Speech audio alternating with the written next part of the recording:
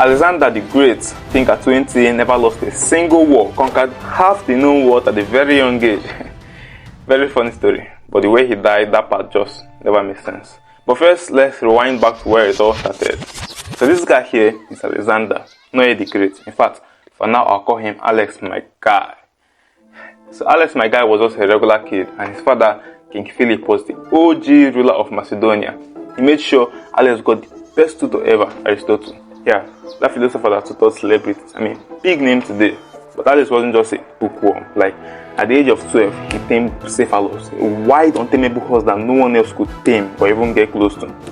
But while Alex was busy taming horses and schooling his soldiers, something shady was going on at home. Rumors had it that some nobles hated the young prince. Could these haters have in hand in what will happen later?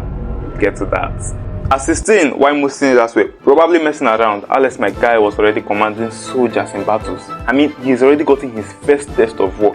In fact, I think from now on, I'll call him Alexander.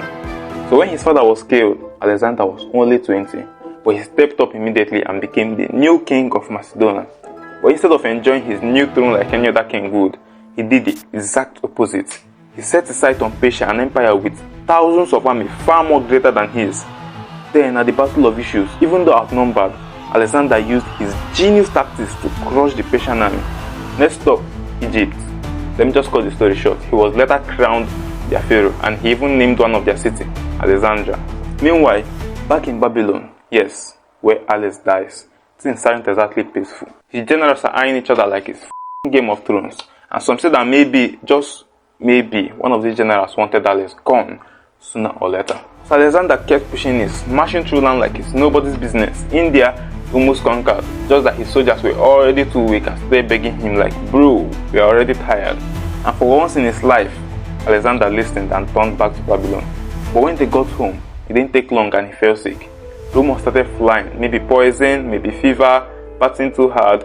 Many historians think his death is just far more than bad luck, and that's the juicy part I'm keeping for later. Honestly, if Alex threw one more epic party, Babylon might rename itself to Alexandria.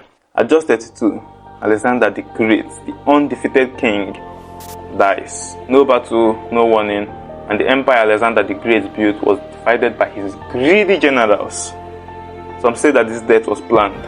Poisoned wine, maybe, a political greed, or just bad luck.